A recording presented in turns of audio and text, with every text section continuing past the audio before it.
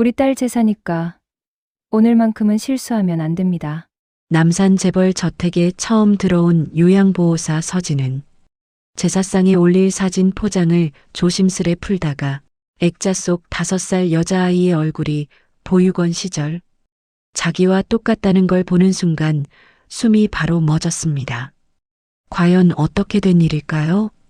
사연 시작 전 구독과 좋아요를 눌러주시면 정말 큰 힘이 됩니다. 그리고 어디서 듣고 계신지 댓글 남겨주세요. 반갑게 인사드리고 싶습니다.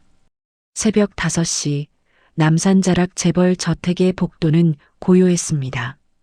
천장이 높은 복도 끝에 걸린 시계에서 초침 소리만이 규칙적으로 울려 퍼지고 있었죠. 서진은 복도를 따라 천천히 걸으며 손목시계를 확인했습니다. 윤말순 회장이 평소보다 샤워를 오래 하고 계셨어요. 벌써 30분이 넘었습니다. 요양보호사로 일한 지 4년째인 서진은 이런 상황이 결코 가볍지 않다는 걸 알고 있었죠. 욕실 문 앞에 멈춰선 서진은 조심스럽게 손을 들어 문을 두드렸습니다. 회장님, 샤워 다 하셨어요? 대답이 없었습니다. 서진은 귀를 문 쪽으로 기울이며 안의 기척을 살폈어요. 물소리도 발소리도 들리지 않았습니다. 그저 고요함만이 문 너머에서 흘러나왔죠. 서진은 다시 한번 문을 두드리려던 순간 안쪽에서 무언가 미끄러지는 소리가 들렸습니다. 그리고 이어진 짧은 비명. 아! 서진의 심장이 급격하게 뛰기 시작했습니다. 손이 저절로 문을 두드리고 있었어요. 괜찮으세요? 문 열게요. 대답은 여전히 없었습니다. 서진은 주머니에서 비상 열쇠를 꺼내며 손이 떨리는 걸 느꼈어요. 열쇠를 구멍에 넣고 재빨리 돌렸습니다. 욕실 문이 열리며 차가운 공기가 밀려나왔죠. 욕실 안으로 들어서자마자 차가운 타일 바닥 위에 쓰러져 있는 윤말순 회장이 보였습니다. 젖은 머리카락이 얼굴에 달라붙어 있었고 세면대 모서리에는 핏자국이 선명하게 남아 있었어요. 회장의 왼쪽 이마에서 피가 조금씩 흘러내리고 있었습니다. 회장님, 서진은 무릎을 꿇고 회장의 목에 손을 갖다 댔습니다. 맥박이 약하게 뛰고 있었지만 숨소리가 불규칙했어요. 서진의 머릿속이 하얗게 변했습니다. 주머니를 뒤지며 휴대폰을 찾았죠. 119부터 불러야 해. 손이 떨렸습니다. 서진은 일단 심폐소생술 자세를 취하기 위해 회장의 상태를 더 정확히 확인하려 했어요. 젖은 욕실 바닥에서 회장을 조금 들어 올려야 했습니다. 서진은 자신의 상의를 대충 걷어 올리며 회장의 상체를 감싸 안았어요. 그 순간 왼쪽 어깨에 있던 화상 자국이 훤히 드러났습니다. 불꽃이 튄 듯한 모양의 오래된 상처였죠. 마치 누군가 뜨거운 불로 찍어 놓은 것 같은 흉터였습니다. 서진은 그것을 신경 쓸 겨를도 없이 회장의 가슴 위에 손을 올렸습니다. 욕실 문틈 사이로 누군가의 그림자가 스쳤습니다. 복도에서 누군가 숨을 들이키는 소리가 작게 들렸어요. 하지만 서진은 그것조차 듣지 못했습니다. 지금은 오직 눈앞에 회장만 보였으니까요. 제발 버티세요. 저 때문에 다치시면 안 돼요. 서진의 목소리는 떨리고 있었습니다. 심폐소생술을 시작하려던 순간 서진의 시선이 거울에 비친 자신의 어깨로 향했어요. 그 상처를 보는 순간 어린 시절의 기억이 파편처럼 스쳐 지나갔습니다. 초등학교 3학년 체육 시간이었어요. 반팔 체육복을 입지 못해 혼자 긴팔을 입고 있던 날, 친구들이 수군대던 소리가 귓가에 맴돌았습니다. 제 팔에 뭐 있대? 화상인가 봐. 징그러워. 그날 이후로 서진은 여름에도 긴팔을 입었어요. 수영장도 계곡도 가지 않았습니다. 28살에 만난 남자친구에게 처음으로 그 상처를 보였을 때 그가 보였던 부담스러운 표정도 떠올랐죠. 그게 그는 말을 흐렸고 그 뒤로 연락이 뜸해지더니 한 달 만에 이별을 통보했습니다. 서진은 고개를 저으며 다시 회장에게 집중했습니다. 휴대폰을 꺼내 119에 전화를 걸었지만 통화 연결음만 길게 이어질 뿐이었어요. 새벽 시간이라 전화가 잘 안 걸리는 건지 아니면 손이 떨려서 제대로 누르지 못한 건지 알 수 없었습니다. 제발 제 손 좀 잡아보세요. 서진은 회장의 손을 잡으며 간절하게 말했습니다. 회장의 손은 차갑고 축축했어요. 서진은 회장의 손을 자신의 손바닥으로 감싸며 조금이라도 온기를 전하려 했죠. 그때 욕실 밖에서 다급한 발소리가 들렸습니다. 무슨 일이에요? 윤태준의 목소리였습니다. 서진은 고개를 돌려 문 쪽을 봤어요. 문틈 사이로 장미라의 얼굴이 보였습니다. 그녀의 시선은 서진의 어깨에 고정되어 있었고 얼굴이 서서히 굳어지는 게 느껴졌어요. 서진은 그제야 자신의 어깨가 드러나 있다는 걸 깨달았습니다. 급하게 상의를 내리려 했지만 이미 늦었죠. 장미라는 분명히 봤습니다. 서진의 얼굴이 붉어졌어요. 곧이어 구급대원들이 도착했습니다. 누군가 신고를 했던 모양이에요. 그들은 신속하게 회장의 상태를 확인하며 말했습니다. 골든타임은 넘기진 않았습니다. 빨리 옮겨야겠어요. 서진은 옆으로 비켜서며 구급대원들이 들것에 회장을 옮기는 것을 지켜봤습니다. 젖은 욕실 바닥에 무릎을 꿇은 채 멍하니 앉아있던 서진은 자신도 모르게 중얼거렸어요. 제가 더 조심했어야 했는데요. 윤태준이 서진 곁으로 다가왔습니다. 그는 난처한 표정으로 서진을 내려다보다가 낮은 목소리로 말했어요. 오늘 일은 밖에 말하지 말아주세요. 서진은 고개를 들어 그를 바라봤습니다. 무언가 숨기려는 기류가 느껴졌어요. 윤태준의 눈빛에는 경계심과 불안함이 섞여 있었습니다. 장미라는 여전히 문 앞에 서서 서진의 어깨를 훑어보고 있었어요. 그녀의 눈빛에는 의심과 경계가 섞여 있었죠. 잠시 후 장미라는 의미심장한 표정을 지으며 천천히 자리를 떠났습니다. 그녀의 뒷모습에서 무언가 계산하는 듯한 분위기가 느껴졌어요. 서진은 천천히 자리에서 일어났습니다. 욕실 바닥의 물기가 무릎에 스며들어 있었어요. 바지가 흠뻑 젖어서 차가웠습니다. 서진은 자신의 팔을 감싸쥐며 마음속으로 생각했습니다. 이 상처가 또 무슨 일을 불러오려는 거야. 복도로 나온 서진은 잠시 벽에 기대 섰습니다.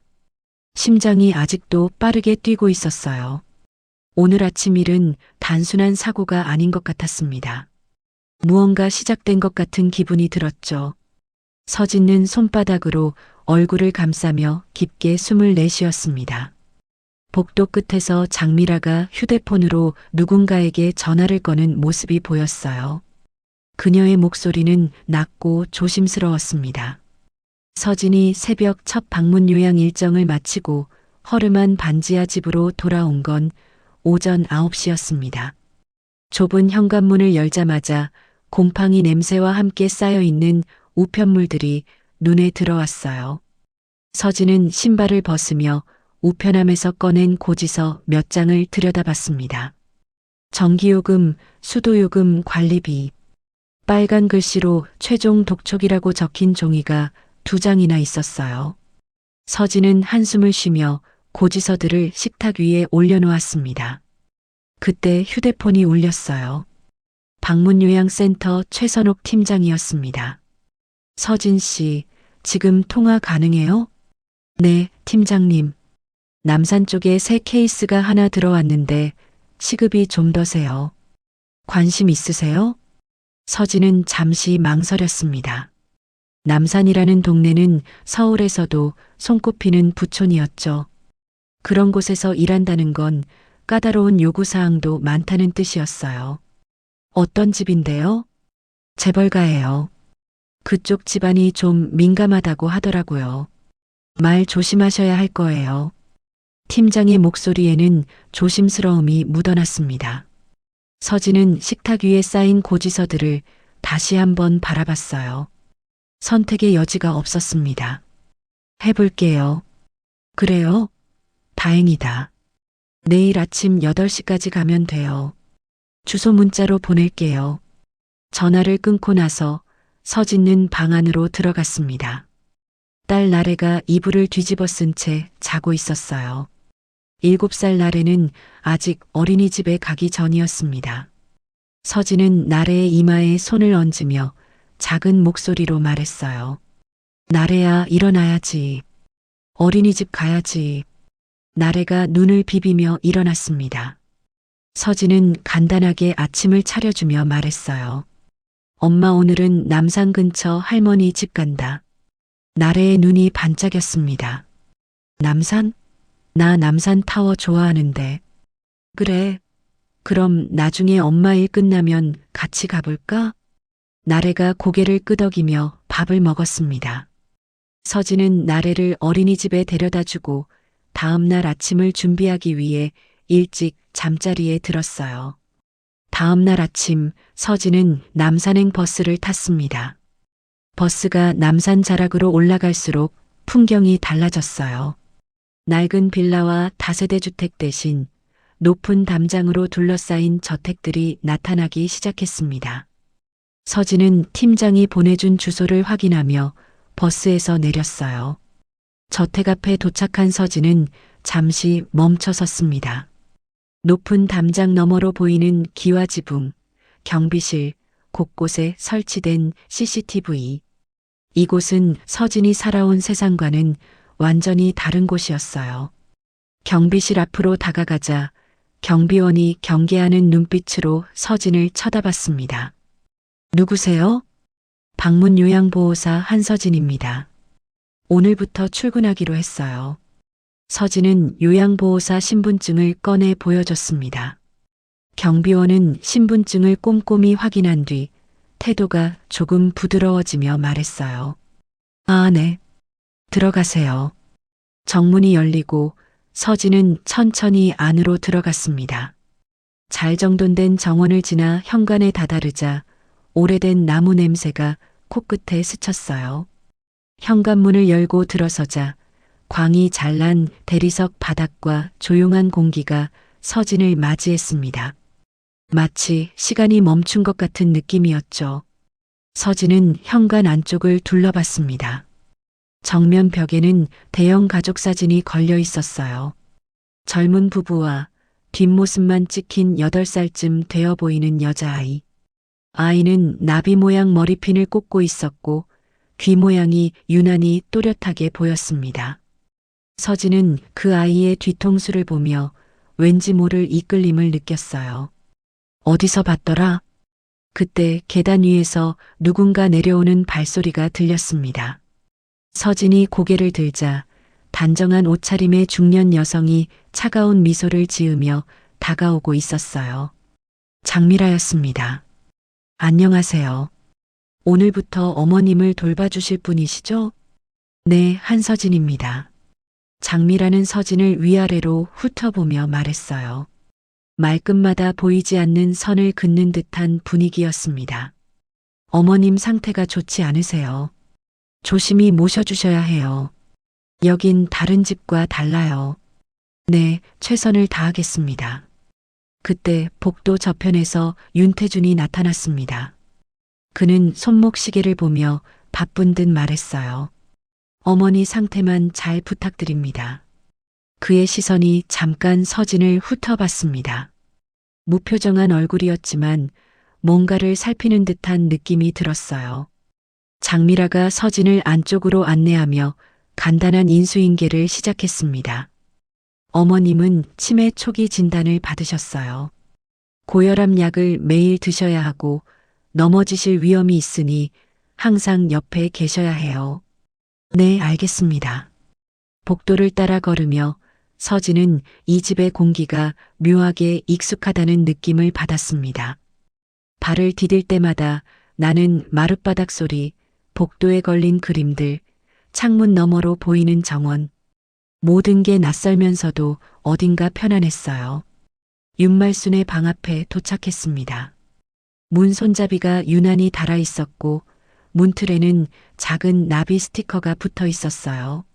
서진은 그 나비를 보며 잠시 멈칫했습니다. 어린 시절 어디선가 본 것 같은 기분이 들었죠. 장미라가 문을 열었습니다. 방 안에는 창가 쪽에 앉아 먼 산을 바라보고 있는 노인이 있었어요. 윤말순이었습니다. 그녀는 천천히 고개를 돌렸습니다. 눈가주름은 깊었지만 눈빛은 또렷했어요. 마치 누군가를 오랫동안 기다려온 사람 같은 표정이었습니다. 서진은 방 안으로 들어가며 인사했어요. 어르신, 안녕하세요. 오늘부터 도와드릴 한서진이라고 합니다. 윤말순은 서진의 얼굴을 뚫어지게 바라봤습니다. 몇 초간의 침묵이 흘렀어요. 그러더니 갑자기 손을 뻗어 서진의 손을 잡았습니다. 하리나? 서진은 순간적으로 얼어붙었습니다. 손을 빼지 못한 채 윤말순을 바라봤어요. 윤말순의 눈에는 그리움과 놀라움이 섞여 있었습니다. 서진의 가슴 속에서 이상한 감정이 올라왔어요. 처음 보는 분인데 왜 이렇게 익숙하지? 그때 장미라가 뒤에서 말했습니다. 어머니, 또 옛날 이야기 하시네. 이분은 서진 씨예요. 할인이가 아니라고요.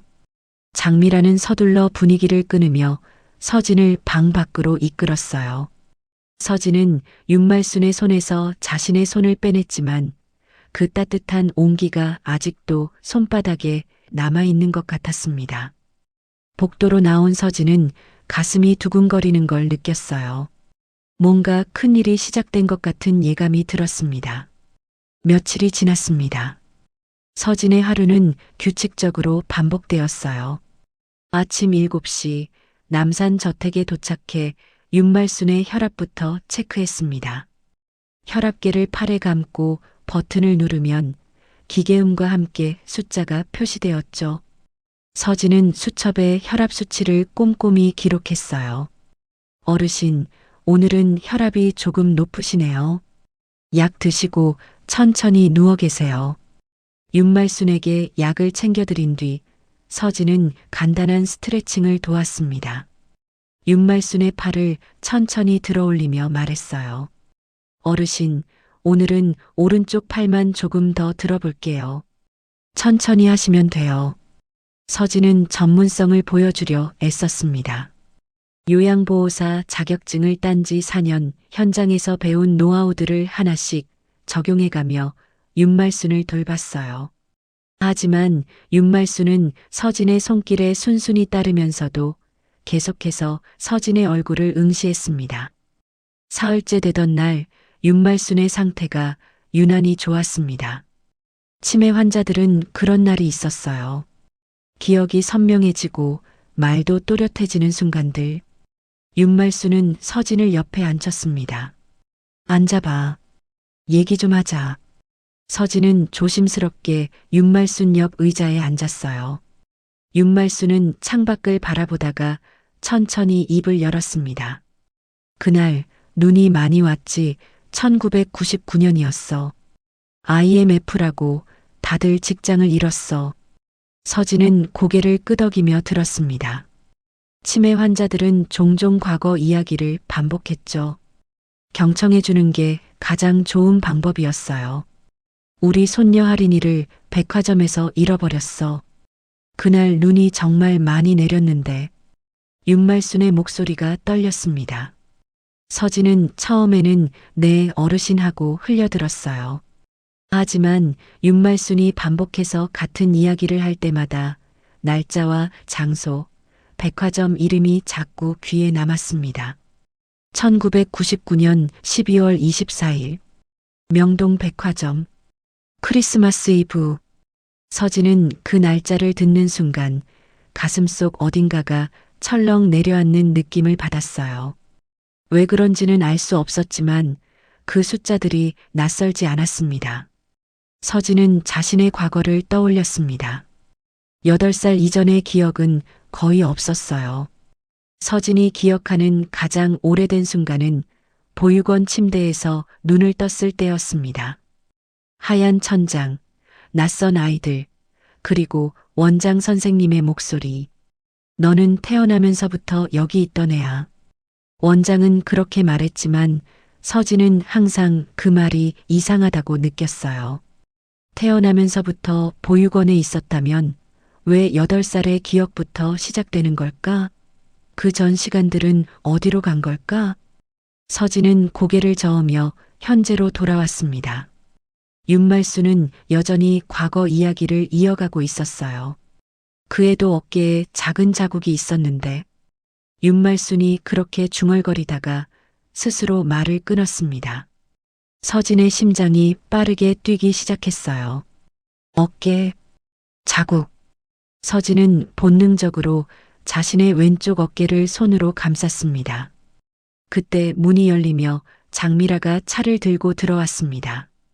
어머니, 서진 씨 귀찮게 하지 마세요. 이분도 일하러 온 분이에요. 장미라의 목소리는 차갑고 단호했습니다. 서진은 자리에서 일어나며 말했어요. 괜찮습니다. 어르신 말씀 듣는 것도 제 일이에요. 장미라는 서진을 쳐다보며 미소를 지었지만 그 미소는 눈까지 닿지 않았어요. 윤태준이 복도를 지나가다 방 안을 슬쩍 들여다봤습니다. 그는 윤말순과 서진을 번갈아 보더니 아무 말 없이 자리를 떠났어요. 그의 뒷모습에서 무언가 불편함이 느껴졌습니다. 서진이 집에 돌아온 건 저녁 6시였습니다. 나래를 어린이집에서 데려와 저녁을 먹이고 잠자리에 눕혔어요. 나래가 잠든 뒤 서진은 휴대폰을 꺼내 들었습니다. 손가락이 저절로 검색창에 단어들을 입력하고 있었어요. 1999년 백화점 화재 실종 사건. 검색 결과가 떴습니다. 몇 개의 기사들이 보였지만 대부분 이름이 모자이크 처리되어 있었어요. 미성년자 보호, 개인정보 보호라는 이유로 비공개된 부분이 많았습니다. 서진은 기사를 하나씩 읽어내려갔어요. 명동 백화점 화재 실종 아동 수사 중단. 서진은 휴대폰을 내려놓으며 생각했습니다. 세상에는 숨겨진 이야기가 너무 많아.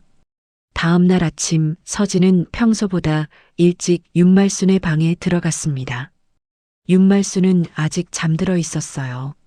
서진은 조용히 방 안을 정리하며 윤말순의 잠든 얼굴을 바라봤습니다. 그때 윤말순이 잠꼬대를 했어요. 하리나, 그때 왜 나 손을 놓았니? 서진의 가슴이 철렁 내려앉았습니다. 손을 놓았다는 말. 서진은 자신도 모르게 뒷걸음질 쳤어요. 손이 떨렸습니다. 서진은 스스로를 다독였습니다. 난 그냥 요양보호사야. 괜히 감정이입하지 말자. 하지만 매일 출근할 때마다 남산 저택 현관이 점점 더 익숙하게 느껴졌습니다. 현관문을 열 때의 느낌, 복도를 걸을 때의 발소리, 정원에서 나는 흙냄새. 모든 게 마치 오래전부터 알고 있던 것처럼 편안했어요. 일주일이 지난 어느 날 서진이 집에 돌아와 나래와 저녁을 먹고 있을 때였습니다. 나래가 숟가락을 내려놓으며 말했어요. 엄마, 요즘 그 집 갈 때 표정이 이상해. 슬픈데 웃는 것 같아. 서진은 깜짝 놀라 나래를 봤습니다. 7살 아이의 관찰력이 이렇게 예리할 줄은 몰랐어요. 서진은 억지로 웃으며 말했습니다. 그래, 엄마가 그랬어? 응. 엄마 거울 볼 때 표정 봤어. 서진은 자신이 표정 관리를 제대로 못하고 있다는 걸 깨달았습니다. 매일 윤말순을 돌보면서 그녀의 이야기를 들으면서 서진의 마음 어딘가가 흔들리고 있었어요. 며칠 뒤 윤말순이 갑자기 서진에게 물었습니다. 너 혹시 물불 무서워하니? 서진은 본능적으로 움찔했습니다. 물과 불. 그 두 단어를 들었을 때 가슴속 깊은 곳에서 무언가 올라왔어요. 두려움, 공포. 이유를 알 수 없는 감정들. 왜 그런 걸 물으시는데요? 그냥 내 표정이 그런 것 같아서. 윤말수는 더 이상 묻지 않았습니다. 하지만 서진은 그날 하루 종일 그 질문이 머릿속을 맴돌았어요. 퇴근길 버스 안에서 서진은 창밖에 내리는 비를 바라봤습니다. 빗방울이 유리창을 타고 흘러내렸어요. 서진은 그 빗방울을 보며 생각했습니다. 이 일이 그냥 스쳐 지나가는 사건이 아니구나. 서진은 자신이 단순히 요양보호사로 이 집에 온 게 아니라는 걸 느끼기 시작했습니다. 윤말순의 이야기, 할인이라는 이름, 어깨의 상처, 1999년이라는 숫자. 모든 게 하나씩 연결되고 있었어요. 서진은 버스에서 내려 집으로 걸어가며 마음속으로 다짐했습니다. 이 집 일을 그냥 넘겨버리면 평생 후회할 것 같아. 서진이 아침 7시 반에 저택에 도착했을 때 평소와 다른 분위기가 느껴졌습니다. 현관문을 열자마자 집사와 가사도우미 3명이 분주하게 움직이고 있었어요. 거실 한쪽에서는 큰 상을 꺼내 닫고 있었고 부엌에서는 냄비 부딪히는 소리가 요란하게 들렸습니다. 하얀 보자기가 상 위에 깔리고 그 위에 하얀 접시들이 하나씩 올려지고 있었죠. 서진은 평소보다 일찍 호출된 이유를 짐작할 수 있었습니다. 가사도우미 중 한 분이 땀을 닦으며 서진에게 다가왔어요. 서진 씨, 오늘 손 좀 보태주실 수 있어요? 사람이 부족해서 정신이 없네요. 네, 그럴게요. 근데 오늘 무슨 날인가요? 가사도우미가 잠시 주저하다가 목소리를 낮춰 대답했습니다. 제사 준비해요. 손녀분 기일이라고 하더라고요. 벌써 25년째래요. 서진의 손이 잠시 멈췄습니다. 손녀 기일. 윤말순이 매일같이 이야기했던 할인이를 위한 제사였던 거예요. 서진은 고개를 끄덕이고 앞치마를 받아둘렀습니다. 부엌으로 들어가니 도마 위에는 손질된 나물들이 산처럼 쌓여 있었어요. 시금치, 고사리, 도라지. 냄비에서는 국이 보글보글 끓고 있었고 찜통에서는 하얀 김이 모락모락 올라오고 있었습니다. 서진은 조심스럽게 나물을 접시에 담기 시작했어요. 하나하나 정성스럽게 모양을 잡아가며 놓았습니다. 오전 9시 반쯤 장미라가 거실로 내려왔습니다. 그녀는 검은색 정장 차림이었고 평소보다 화장을 진하게 한 모습이었어요. 하지만 표정은 더욱 굳어 있었습니다. 장미라는 제사상을 천천히 살피며 말했어요. 우리 집에선 오늘 같은 날을 기일이라고 부르긴 싫지만 어쩔 수 없죠. 그녀의 목소리에는 체념과 불편함이 섞여 있었습니다. 서진은 장미라의 뒷모습을 보며 이 집안에서 손녀의 죽음이 단순한 슬픔 이상의 무게를 가지고 있다는 걸 느꼈어요. 무언가 말할 수 없는 비밀 같은 게 있는 것 같았습니다. 오전 10시 윤태준이 서재에서 낡은 서랍장을 끌고 나왔습니다. 나무로 만든 오래된 서랍장이었는데 먼지가 두껍게 쌓여 있었어요. 윤태준은 손수건으로 먼지를 털어내며 조심스럽게 서랍을 열었습니다. 서랍 안에서 작은 액자와 위패 비슷한 나무패가 나왔어요. 서진은 멀리서 그것들을 바라봤습니다. 윤태준의 손이 미세하게 떨리는 게 보였어요. 이걸 상 위에 올려놓으면 되죠? 윤태준이 집사에게 물었습니다. 목소리가 평소보다 낮고 가라앉아 있었어요. 집사가 고개를 끄덕이며 액자를 조심스럽게 받아들었습니다. 서진은 부엌에서 마지막 나물 접시를 들고 거실로 나왔습니다. 그때 제사상 위에 놓인 액자가 눈에 들어왔어요. 처음으로 손녀의 정면 얼굴을 제대로 본 순간이었습니다. 사진 속에는 8살쯤 되어 보이는 여자아이가 있었습니다. 하얀 원피스를 입고 머리에는 노란색 나비 모양 머리핀을 꽂고 있었어요. 아이는 환하게 웃고 있었습니다. 서진은 그 아이의 눈매를 보며 숨이 멎는 듯한 느낌을 받았어요. 약간 처진 눈꼬리, 똑바로 뜬 눈, 작은 입. 사진 속 아이의 얼굴이 너무나 익숙했습니다. 서진은 접시를 들고 선 채로 액자를 응시했어요. 마치 오래전 거울 속에서 본 자신의 모습 같았습니다. 아니, 거울이 아니라 사진 속에서 보육원 시절 찍었던 낡은 사진 속 자신의 모습과 너무 닮아 있었어요. 서진 씨? 집사가 불렀지만 서진은 듣지 못했습니다. 손이 떨렸어요. 접시가 흔들리며 나물 몇 가닥이 바닥에 떨어졌습니다. 아, 죄송합니다. 서진은 황급히 정신을 차리고 접시를 건넸습니다. 집사가 걱정스러운 표정으로 물었어요. 괜찮으세요? 얼굴이 창백해 보여요. 네, 괜찮아요. 그냥 조금 어지러워서요. 서진은 부엌으로 돌아가 싱크대에 손을 짚었습니다. 가슴이 두근거렸어요. 찬물을 틀어 손을 씻으며 깊게 숨을 들이쉬었습니다. 마음속으로 중얼거렸죠. 나 같아. 너무 같아. 정오가 되자 윤말순이 휠체어를 타고 거실로 나왔습니다. 오늘따라 단정한 한복을 입고 있었어요. 회색빛 한복에 흰 저고리. 윤말순은 제사상 앞에 놓인 액자를 보더니 휠체어를 직접 밀어 가까이 다가갔습니다. 그리고 두 손으로 액자를 조심스럽게 집어들었어요. 액자를 품에 안은 윤말순은 서진을 돌아봤습니다. 서진과 사진을 번갈아 보더니 눈물이 고이기 시작했어요. 하리나, 오늘도 내가 먼저 와 있구나. 할머니보다 먼저. 윤말순의 목소리는 떨리고 있었습니다. 서진은 그 말을 듣고 가슴 한구석이 저려왔어요. 어떻게 대답해야 할지 몰라 그저 서 있을 뿐이었습니다. 장미라가 윤말순 옆으로 다가가며 날카롭게 말했습니다. 어머니, 이분은 그냥 요양보호사라고 몇 번을 말씀드려야 알아들으세요? 할인이 아니에요.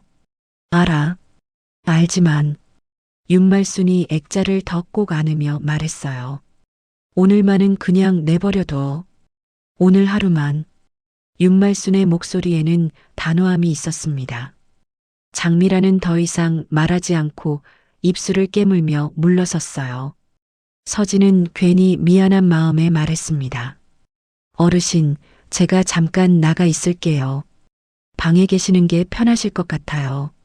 서진이 뒤로 물러서려 하자 윤말순이 한 손을 뻗어 서진의 손목을 잡았습니다. 힘은 약했지만 그 손길은 간절했어요. 가지마. 오늘은 꼭 옆에 있어줘. 제발. 서진은 윤말순의 눈을 마주봤습니다. 그 눈에는 25년 동안 쌓인 그리움과 후회가 가득했어요. 서진은 고개를 끄덕이고 윤말순 옆에 섰습니다. 제사 준비가 계속되었습니다. 상에 올릴 반찬들이 하나씩 놓였어요. 가사도우미가 계란찜을 올리며 설명했습니다. 이 계란찜은 손녀분이 제일 좋아하셨대요. 매일 아침마다 이것만 드셨다고 하더라고요. 다음으로 나비 모양으로 자른 당근이 올라갔습니다. 당근을 나비 틀로 찍어서 예쁘게 모양을 낸 거였어요. 당근도 나비 모양으로 잘라줘야 드셨다고 해요. 안 그러면 안 먹었대요. 서진은 그 이야기를 들으며 자신도 어릴 때 계란찜을 유난히 좋아했던 기억을 떠올렸습니다. 보육원에서 계란찜이 나오는 날이면 다른 반찬은 거의 안 먹어도 계란찜만은 2그릇씩 먹었었죠.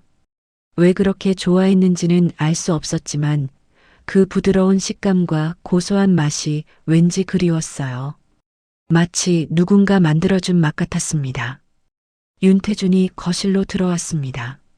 그는 제사상을 둘러보다가 상 위에 놓인 액자 앞에 멈춰 섰어요. 액자를 잠시 들여다보더니 고개를 들어 서진을 봤습니다. 그리고 다시 액자를 봤어요. 액자와 서진을 3번, 4번 번갈아 보며 그의 표정이 굳어졌습니다. 눈빛이 흔들렸어요. 입술이 파르르 떨렸습니다. 윤태주는 무언가 말하려다가 입을 다물었어요. 그리고 황급히 자리를 떠났습니다. 잠시 후 복도에서 장미라와 윤태준의 목소리가 들렸습니다. 낮고 조심스러웠지만 긴장감이 느껴졌어요. 당신도 느꼈잖아요. 그 상처, 어깨에 있던 거. 말도 안 되는 소리 하지 마. 단지 우연이야. 우연? 저렇게 똑같은데요? 얼굴도 나이도 심지어 상처까지. 그만해. 여기서 이런 얘기하는 거 아니야. 보험 문제는 어떻게 할 건데요? 만약 정말 그 아이라면. 일단 오늘은 조용히 지내자. 나중에 따로 얘기해. 서진은 그 대화를 들으며 온몸에 소름이 돋았습니다. 상처, 보험, 그 아이. 서진은 본능적으로 자신의 왼쪽 어깨를 만졌어요. 옷 위로도 그 울퉁불퉁한 화상 자국이 느껴졌습니다. 오후 2시 제사가 시작되기 직전이었습니다. 윤말수는 제사상 앞에 놓인 촛불 2개를 바라보며 중얼거렸어요. 불은 참 얄궂어. 따뜻한데 다 태워버리지 그날도 그랬어. 서진은 그 말을 듣는 순간 머리가 멍해졌습니다. 촛불을 보는데 갑자기 숨이 막히는 것 같았어요. 심장이 빠르게 뛰기 시작했습니다. 어디선가 타는 냄새가 나는 것 같았고 귀에서 웅웅거리는 소리가 들렸어요. 사람들의 비명소리, 사이렌 소리. 서진은 눈을 감고 심호흡을 했습니다. 제사가 끝난 건 오후 4시였습니다. 윤태준이 서진에게 다가왔어요. 그의 태도가 아침과는 확연히 달라져 있었습니다. 서진 씨, 오늘은 조금 불편하시더라도 저녁까지 같이 있어 주실 수 있겠어요? 네, 괜찮습니다. 어머니가 오늘은 유독 힘들어 하실 것 같아서요. 부탁드립니다. 윤태준의 목소리에는 피로와 간절함이 묻어났습니다. 서진은 고개를 끄덕였지만 마음속으로는 나래가 걱정되었어요. 서진은 조용히 복도로 나가 휴대폰을 꺼냈습니다. 선생님, 오늘 제가 조금 늦을 것 같아요. 나래 좀 봐주실 수 있으세요? 네, 걱정 마세요. 6시 반까지는 제가 봐드릴게요. 전화를 끊고 서진은 창밖을 바라봤습니다. 해가 서쪽으로 기울고 있었어요. 서진은 생각했습니다. 오늘은 뭔가 정리를 해야 할 것 같아. 저녁 6시 서진은 윤말순을 방으로 모신 뒤 저택을 나섰습니다. 계단을 내려오며 뒤를 돌아봤어요. 거실에는 액자만 남아 있었습니다. 촛불은 꺼지고 제사상도 정리되었지만 액자는 여전히 그 자리에 서 있었어요. 사진 속 아이가 마치 서진을 똑바로 바라보는 것 같았습니다. 서진은 현관문을 열고 나가면서도 그 시선을 등 뒤에서 느낄 수 있었어요. 다음 날 아침 서진은 방문요양센터 최선옥 팀장에게 전화를 걸었습니다. 오늘은 어쩔 수 없이 나래를 데려가야 할 것 같았어요. 어린이집에서 임시 휴원 공지가 왔고 급하게 맡길 곳을 찾을 수가 없었습니다. 팀장님, 죄송한데 오늘만 딸을 데리고 가도 될까요? 갑자기 맡길 데가 없어서요. 전화 너머로 팀장의 한숨소리가 들렸습니다. 서진 씨, 조심해요. 그런 집은 별것도 문제 삼을 수 있어요. 애 데리고 일하는 거 안 좋아할 수도 있다고요. 네, 알아요. 그래도 오늘만 정말 어쩔 수 없어서요. 에휴, 알았어요. 근데 정말 조심하고 혹시라도 뭐라고 하면 바로 연락해요. 전화를 끊고 서진은 나래에게 말했습니다. 나래야, 오늘 엄마 일하는데 같이 가야 할 것 같아. 조용히 있을 수 있지? 나래가 고개를 끄덕이며 대답했어요. 응, 엄마. 나 착하게 있을게. 서진은 나래에게 예쁜 원피스를 입혔습니다. 분홍색 원피스에 흰 가디건을 걸쳐주고 머리도 단정하게 묶어줬어요. 나래는 거울을 보며 빙글빙글 돌았습니다. 엄마, 나 공주 같아? 그럼 우리 나래가 제일 예쁜 공주지. 오전 8시 서진은 나래의 손을 잡고 남산 저택에 도착했습니다. 경비실을 지나 현관으로 들어서자 나래의 입이 떡 벌어졌어요. 엄마, 여기 진짜 궁전 같다. 이렇게 큰 집도 있어? 나래의 목소리는 작았지만 감탄이 가득했습니다. 넓은 거실, 높은 천장, 반짝이는 샹들리에. 나래에게는 동화 속 궁전처럼 보였을 거예요. 서진이 윤말순의 방으로 들어가자 윤말순은 창가에 앉아 있다가 나래를 보더니 얼굴이 환해졌습니다. 윤말순은 천천히 일어나 나래에게 다가갔어요. 어머, 이 예쁜 아이는 누구니? 안녕하세요, 할머니. 저는 한나래예요. 나래가 공손하게 인사했습니다. 윤말순은 나래의 머리를 쓰다듬으며 말했어요. 우리 할인이 어릴 때랑 똑같네. 정말 똑같아. 윤말순의 눈에 눈물이 살짝 고였습니다. 서진은 그 모습을 보며 가슴 한편이 아려왔어요. 윤말순은 나래의 손을 잡고 방 안쪽으로 데려갔습니다. 나래야, 할머니랑 놀자. 할머니가 재미있는 거 보여줄게. 나래는 윤말순의 무릎에 기대 앉았습니다. 작은 스케치북을 꺼내 그림을 그리기 시작했어요. 색연필로 나비를 그리고 꽃을 그리고 집을 그렸습니다. 윤말순은 나래의 그림을 하나하나 들여다보며 미소 지었어요. 우리 나래는 그림도 잘 그리네. 감사합니다, 할머니. 그때 나래의 시선이 방 한쪽 구석에 있는 낡은 재봉틀로 향했습니다. 검은색 재봉틀이었는데 먼지가 쌓여 있었지만 여전히 묵직한 존재감이 있었어요. 할머니, 저게 뭐예요? 아, 저건 재봉틀이란다. 할머니가 옛날에 옷 만들 때 쓰던 거야. 윤말순은 천천히 일어나 재봉틀로 갔습니다. 먼지를 털어내고 서랍을 열었어요. 서랍 안에는 형형색색의 실과 작은 천 조각들이 들어 있었습니다. 그리고 나비자수가 놓인 작은 손수건 몇 장이 나왔어요. 이거 봐. 할머니가 예전에 우리 할인이한테 만들어준 거야. 윤말순은 나비자수 손수건을 펼쳐 보였습니다. 노란 나비, 파란 나비, 빨간 나비. 각각 다른 색의 나비들이 정성스럽게 수놓아져 있었어요. 나래의 눈이 반짝였습니다. 와, 예뻐요. 할머니가 다 만드신 거예요? 그럼. 할머니가 밤새워 만들었지. 윤말순은 재봉틀 앞에 앉아 새천을 꺼냈습니다. 그리고 바늘에 빨간색 실을 꿰어 천 위에 나비 모양을 그리기 시작했어요. 손이 조금 떨렸지만 바늘을 움직이는 솜씨는 여전히 정교했습니다.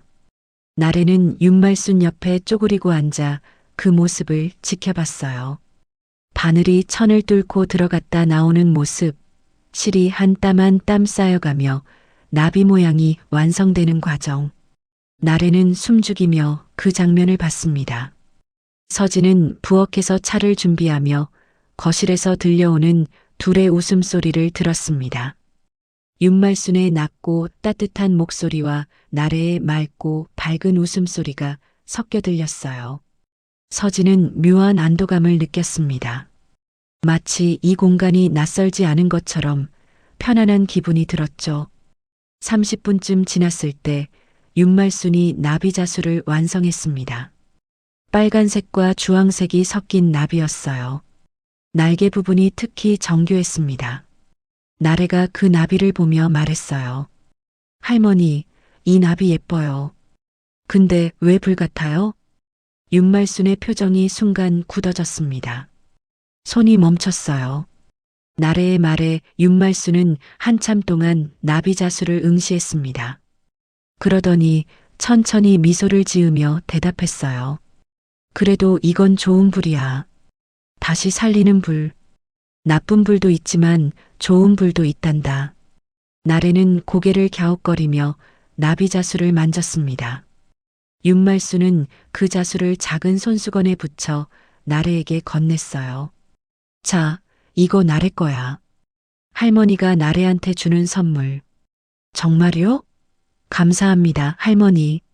나래가 손수건을 받아들고 기뻐하는 순간 방문이 열렸습니다. 장미라였어요. 그녀는 나래를 보더니 표정이 굳어졌습니다. 누구? 장미라의 목소리에는 당황스러움이 묻어났습니다. 서진이 황급히 일어서며 말했어요. 죄송합니다. 오늘 급하게 맡길 데가 없어서 조용히 있도록 하겠습니다. 장미라는 잠시 나래를 쳐다보다가 표정을 관리하며 말했습니다. 아이 참 귀엽네요. 근데 다음부턴 미리 말씀해 주세요. 네, 정말 죄송합니다. 장미라는 방을 나갔지만 눈빛에는 경계심이 가득했어요. 복도에서 장미라가 휴대폰으로 누군가에게 전화하는 소리가 들렸습니다. 나래는 윤말순 품에 안겨 집안을 둘러보기 시작했습니다. 거실로 나가 여기저기 구경하다가 계단 아래 작은 수납 공간을 발견했어요. 문이 살짝 열려 있었습니다. 나래는 호기심에 그 문을 열었어요. 수납 공간 안에는 오래된 상자들이 쌓여 있었습니다. 나래가 그중 하나를 열자 낡은 머리핀이 나왔어요. 노란색 나비 모양 머리핀이었습니다. 플라스틱으로 만든 값싼 머리핀이었지만 정성스럽게 보관되어 있었어요. 나래는 머리핀을 집어들고 뒷면을 봤습니다. 희미하게 글씨가 적혀 있었어요. YH. 나래는 그 머리핀을 들고 서진에게 뛰어갔습니다. 엄마, 이거 봐. 여기 글씨 있어. 서진은 머리핀을 받아들고 뒷면을 확인했습니다. YH. 서진의 심장이 빠르게 뛰기 시작했어요. 윤아린. 그 이니셜일 수도 있었습니다. 서진은 손이 떨리는 걸 느끼며 스스로에게 말했어요. 그냥 아무 이름일 거야. 우연이야. 하지만 가슴속 깊은 곳에서는 다른 목소리가 들렸습니다. 우연이 아니야. 너도 알고 있잖아. 윤말순이 휠체어를 타고 거실로 나왔습니다. 서진이 들고 있는 머리핀을 보는 순간 윤말순의 눈에 눈물이 고였어요. 이거 우리 할인이 거였는데 매일 이것만 하고 다녔는데. 윤말순의 목소리가 떨렸습니다. 서진은 머리핀을 윤말순께 건네려 했지만 윤말순은 고개를 저었어요. 아니야. 나래가 가져. 할인이도 그러길 바랄 거야. 나래는 머리핀을 받아들고 자신의 머리에 꽂아봤습니다. 거울을 보며 빙글빙글 돌았어요. 엄마 예쁘지? 그럼 우리 나래 제일 예뻐. 나래는 윤말순이 준 나비자수 손수건도 꺼내 들었습니다. 손수건을 펼쳐들고 빙빙 돌며 말했어요. 엄마, 나 이거 매일 갖고 다닐 거야. 할머니가 주신 거니까. 그때 장미라가 다시 나타났습니다. 나래가 머리핀을 하고 손수건을 들고 노는 모습을 보더니 얼굴이 굳어졌어요. 장미라는 날카로운 목소리로 말했습니다. 이제 그만하시죠, 어머니. 아이 정들게 하지 마세요. 이 애는 남의 집 아이예요. 거실의 공기가 급격히 차가워졌습니다. 서진은 민망해하며 나래의 손을 잡았어요. 죄송합니다. 오늘은 제가 실수한 것 같아요. 다음부턴 절대 안 데려오겠습니다. 서진은 나래에게 물건들을 돌려주라고 손짓했지만 윤말순이 말했습니다. 아니야. 가져가. 이젠 쓸 사람도 없는데 나래가 쓰는 게 맞아. 장미라는 더 이상 말하지 않고 돌아섰습니다. 하지만 그녀의 뒷모습에서 분노가 느껴졌어요. 오후 5시 서진은 나래와 함께 집으로 향했습니다. 버스 뒷좌석에 앉은 나래는 창밖을 보다가 갑자기 말했어요. 엄마, 나 이상한 꿈 꿨어. 무슨 꿈? 나비가 불 속에서 날아가는데 할머니가 울고 있었어. 그리고 나도 울고 있었어. 서진의 등에 소름이 돋았습니다. 나래는 오늘 낮잠을 잔 적이 없었어요. 그런데 꿈 얘기를 한다는 게 이상했습니다. 나래야, 언제 그런 꿈 꿨어? 몰라. 그냥 갑자기 생각났어. 서진은 백미러로 나래를 다시 쳐다봤습니다. 나래는 순수한 표정으로 나비 손수건을 만지작거리고 있었어요. 서진은 왠지 모르게 온몸이 떨렸습니다. 버스 안조명이 나비자수 손수건을 비췄습니다. 빨간색과 주황색 나비가 마치 불꽃처럼 일렁이는 것 같았어요. 서진은 그 모습을 보며 가슴이 철렁 내려앉는 걸 느꼈습니다. 사흘이 지났습니다. 서진은 평소처럼 아침 7시 반에 남산저택에 도착했어요. 경비실을 지나 현관으로 들어서는 순간 뭔가 평소와 다른 느낌이 들었습니다. 공기가 싸늘했어요. 거실에는 장미라와 윤태준이 소파에 나란히 앉아 있었고 집사와 가사도우미들도 한쪽에 모여 서 있었습니다. 서진은 조심스럽게 인사했습니다. 안녕하세요. 출근했습니다. 장미라가 팔짱을 낀 채 서진을 쳐다봤어요. 표정이 평소보다 훨씬 차갑고 날카로웠습니다. 서진 씨, 잠깐 앉으시죠. 서진은 불안한 마음에 소파 끝에 앉았습니다. 손이 저절로 무릎 위에서 꼬였어요. 장미라는 천천히 말을 꺼냈습니다. 요즘 집에서 귀한 물건 하나가 안 보여요. 무슨 물건 말씀이신가요? 어머님께서 평소에 자주 만지시던 귀걸이 세트요. 다이아몬드가 박힌 작은 귀걸이인데 돌아가신 시어머니 유품이에요. 서진의 심장이 빠르게 뛰기 시작했습니다. 귀걸이. 서진은 그런 귀걸이를 본 적도 없었어요. 저는 그런 물건 본 적 없는데요. 장미라는 냉소를 띤 미소를 지으며 말했습니다. 그럴 줄 알았어요. 근데 이상하죠? 출입하는 사람도 한정적이잖아요. 저희 가족, 집사, 가사도우미, 그리고 서진 씨. 서진은 장미라의 말에 숨이 막히는 것 같았습니다. 은근히 서진을 포함한 외부 인력을 의심하는 분위기였어요. 윤태준이 난처한 표정으로 입을 열었습니다. 그냥 절차상 확인은 해봐야 할 것 같습니다. CCTV를 한번 보겠습니다. 집사가 노트북을 가져왔습니다. 화면에 CCTV 영상이 재생되기 시작했어요. 윤말순의 방 안쪽 구석에 설치된 카메라 영상이었습니다. 서진이 방 안에서 서랍을 정리하는 모습이 여러 번 잡혀 있었어요. 영상 속 서진은 서랍을 열고 안에 있는 물건들을 정리하고 있었습니다. 각도가 애매해서 서진이 무엇을 하는지 정확히는 보이지 않았지만 오해할 만한 장면이었어요. 서진은 황급히 설명했습니다. 이건 어르신 양말 정리 도와드린 날이에요. 그날은 서랍이 너무 어질러져 있어서 깔끔하게 정리했었어요. 장미라가 비웃듯 말했습니다. 양말 정리? 근데 왜 서랍을 그렇게 깊이 뒤지세요? 양말은 위쪽 서랍에 있는데 아래쪽에도 오래된 양말들이 있어서 같이 정리했어요. 정말입니다. 서진의 목소리가 떨렸습니다. 윤말순이 휠체어를 타고 거실로 나왔어요. 상황을 잘 이해하지 못한 채 물었습니다. 무슨 일이야? 왜 이렇게 시끄러워? 장미라가 윤말순께 다가가며 말했습니다. 어머니 귀걸이 어디 두셨는지 기억나세요? 다이아몬드 귀걸이요. 귀걸이? 내 귀걸이야? 없어도 돼. 그런 것보다 사람이 더 중요하지. 윤말순은 손을 흔들며 대수롭지 않게 말했습니다. 하지만 장미라는 윤말순의 말을 무시하고 계속 서진을 압박했어요. 어머니, 세상은 그렇게 단순하지 않아요. 귀한 물건이 없어졌으면 찾아야죠. 장미라는 서진을 향해 돌아서며 날카롭게 말했습니다. 혹시라도 기억 안 나시는 부분 있으면 솔직히 말씀해 주세요. 지금이라도 말씀하시면 조용히 넘어갈 수도 있어요. 서진의 손이 떨렸습니다.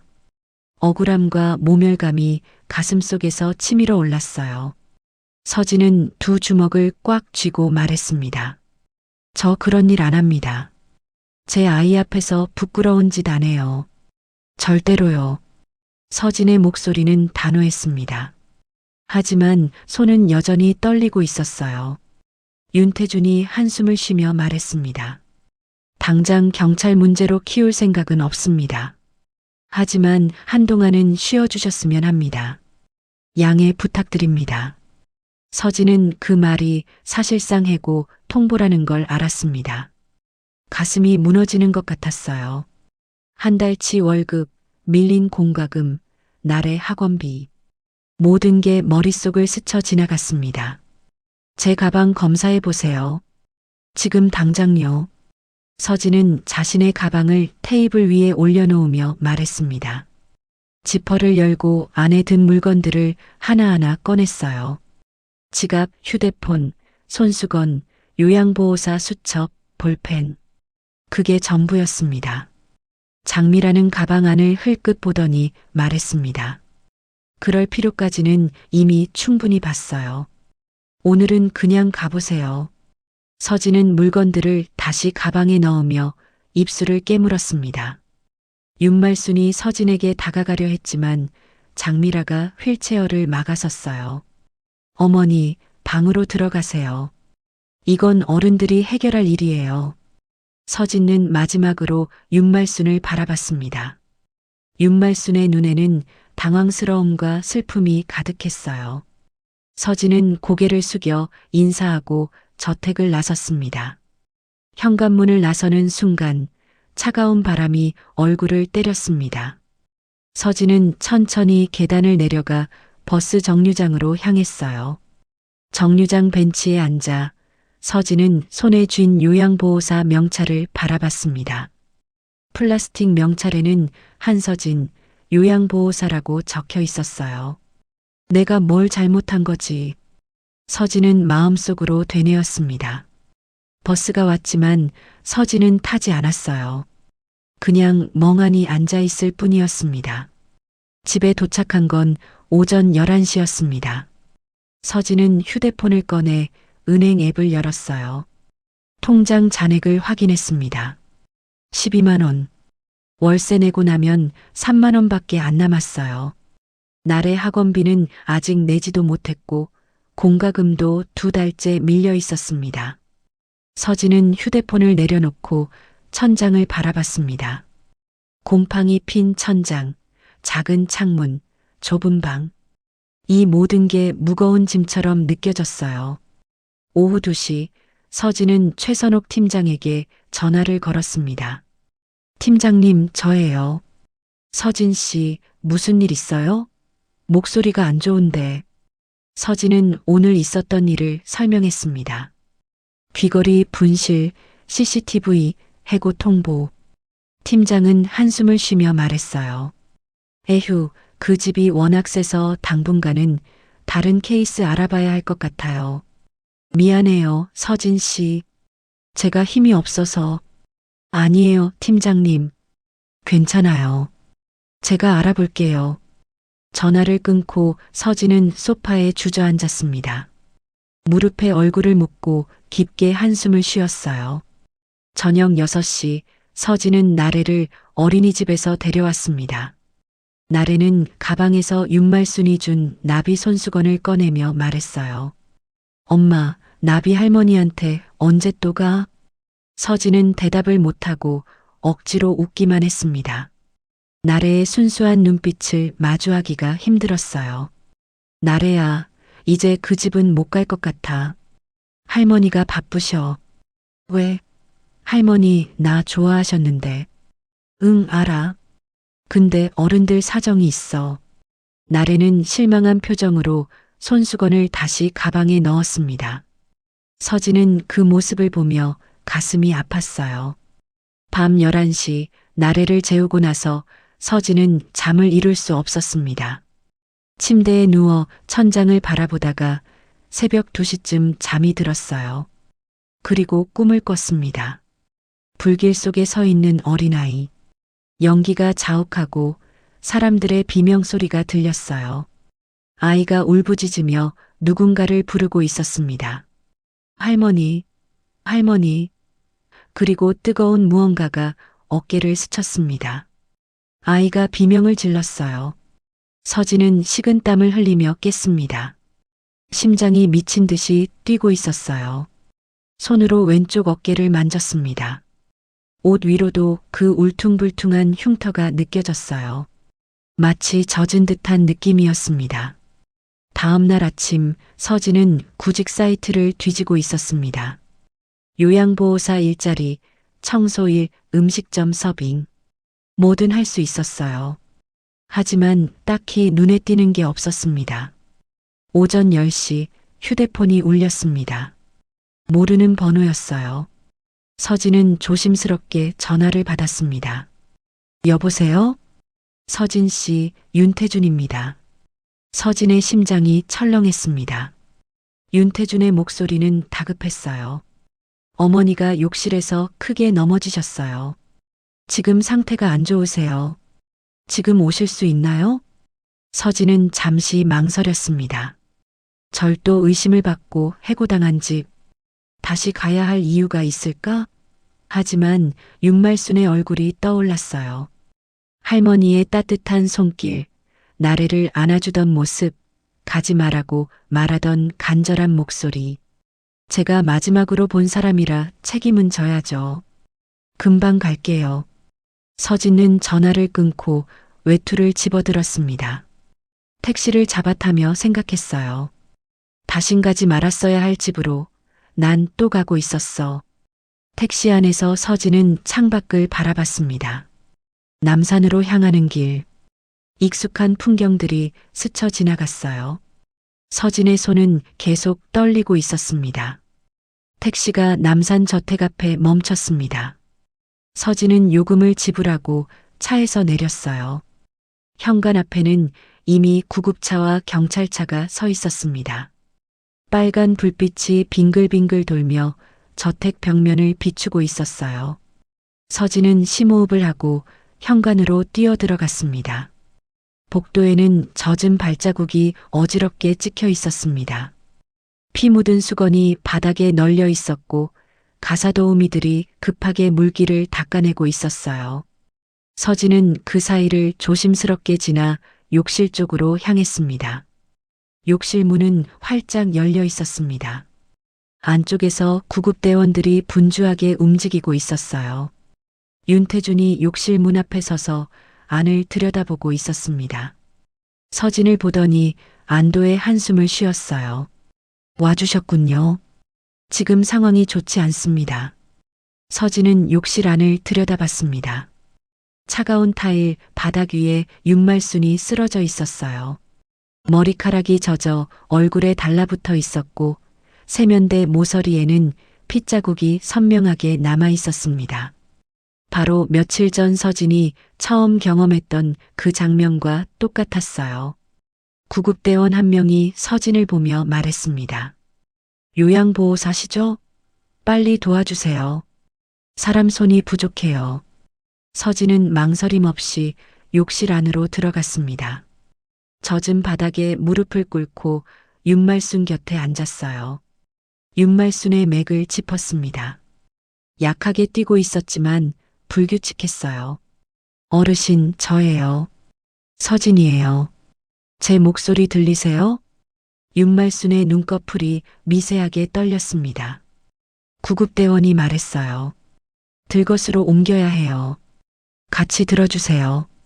서진은 윤말순의 상체를 조심스럽게 들어 올렸습니다. 젖은 몸이 무거웠어요. 서진은 자신의 상의 소매를 걷어 올리며 윤말순을 감싸 안았습니다. 그 순간 왼쪽 어깨에 있던 화상 자국이 환하게 드러났어요. 불꽃이 튄 듯한 모양의 흉터. 윤말순이 희미하게 눈을 뜨며 그 상처를 바라봤습니다. 윤말순의 눈동자가 확대되었어요. 입술이 떨렸습니다. 그 순간 윤말순의 시선 속으로 과거가 밀려왔습니다. 1999년 겨울 명동 백화점. 크리스마스 이브였어요.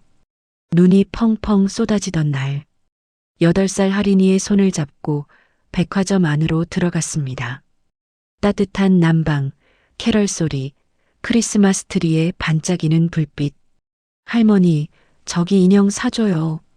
그래, 우리 할인이 예쁜 인형 사주마. 할머니와 손녀는 왕국 코너로 향했습니다. 그때였어요. 어디선가 연기 냄새가 났습니다. 사람들이 웅성거리기 시작했어요. 불이야. 누군가 소리쳤습니다. 순식간에 사람들이 출구로 몰려들었습니다. 윤말수는 할인이의 손을 꽉 잡고 비상구를 향해 뛰었어요. 연기가 자욱하게 퍼졌습니다. 앞이 보이지 않았어요. 할머니, 무서워. 괜찮아, 할인아. 할머니가 지켜줄게. 복도를 달리던 중 윤말순이 넘어졌습니다. 바닥이 미끄러웠어요. 손에서 할인이의 손이 미끄러져 나갔습니다. 할머니, 할인이가 울부짖었습니다. 그 순간 천장에서 불타는 무언가가 떨어졌어요. 할인이의 왼쪽 어깨를 스쳤습니다. 아! 할인이가 비명을 질렀습니다. 작은 손으로 어깨를 감싸주며 울었어요. 연기가 더 짙어졌습니다. 윤말순이 손을 뻗었지만 할인이의 손이 닿지 않았어요. 할인아, 할머니 손잡아. 할머니. 연기 속에서 할인이의 목소리가 점점 멀어졌습니다. 그리고 사라졌어요. 현재로 돌아왔습니다. 구급차 아니었어요. 윤말수는 산소 마스크를 쓰고 누워 있었습니다. 구급대원이 혈압을 재고 링거를 꽂고 있었어요. 서진이 옆에 앉아 윤말순의 손을 잡고 있었습니다. 윤말순이 힘겹게 산소 마스크를 벗으려 했습니다. 구급대원이 말렸지만 윤말순은 고집스럽게 마스크를 내렸어요. 그리고 서진을 바라보며 웅얼거렸습니다. 그 상처 너 할인이 아니니. 서진의 심장이 멎는 것 같았습니다. 손이 떨렸어요. 저 한서진입니다. 그런 이름 저는 모르는데요. 서진의 목소리는 떨리고 있었습니다. 하지만 마음속 깊은 곳에서는 알고 있었어요. 이 모든 게 우연이 아니라는 걸. 구급차가 병원에 도착했습니다. 응급실로 들것이 옮겨지고 의사들이 윤말순을 둘러쌌어요. 서진은 복도에 서서 멍하니 그 모습을 지켜봤습니다. 윤태준이 복도 끝에서 장미라와 이야기하고 있었습니다. 둘의 목소리가 점점 커졌어요. 이게 다 당신 때문이에요. 요양보호사를 내보내지 말았어야죠. 내 잘못이라고? 물건 없어진 건 사실이잖아. 증거도 없이 사람을 의심했잖아요. 이제 어머니가 더 악화되면 어떡하려고요? 둘의 말다툼은 계속되었습니다. 서진은 그들을 보지 않고 응급실 문만 바라봤어요. 30분 뒤 의사가 나왔습니다. 중년의 남자 의사였어요. 윤태준이 다급하게 물었습니다. 어머니 상태가 어떻습니까? 지금은 일단 고비는 넘겼습니다. 하지만 타박상이 심하고 고령이라 언제 다시 나빠질지 모릅니다. 가족회의가 필요할 것 같습니다. 의사는 차트를 들고 다시 안으로 들어갔습니다. 윤태준은 벽에 기대서서 눈을 감았어요. 장미라는 휴대폰을 꺼내 누군가에게 전화를 걸었습니다. 1시간 뒤 윤말순의 상태가 조금 안정되었습니다. 의사가 허락해 잠깐 면회가 가능해졌어요. 윤말순은 병실 침대에 누워 링거를 맞고 있었습니다. 얼굴은 창백했지만 눈은 또렷했어요. 윤태준과 장미라가 병실로 들어갔습니다. 서진은 복도에 서서 기다렸어요. 그때 윤말순의 목소리가 들렸습니다. 서진이 어디 있어? 윤태준이 복도로 나와 서진을 불렀습니다. 들어오세요. 서진은 조심스럽게 병실로 들어갔습니다. 윤말순이 서진을 보더니 손을 뻗었어요. 서진은 윤말순의 손을 잡았습니다. 할인이 얘기를 해야겠어. 이제 더는 숨길 수 없어. 윤말순의 목소리는 약했지만 단호했습니다. 윤태준은 의자에 앉아 고개를 숙였어요. 장미라는 팔짱을 끼고 창밖을 바라봤습니다. 윤말순이 천천히 말하기 시작했습니다. 1999년 12월 24일이었어.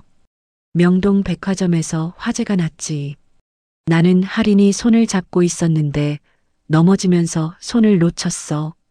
연기 속에서 할인이를 잃어버렸지. 윤말순의 목소리가 떨렸습니다. 눈물이 뺨을 타고 흘러내렸어요.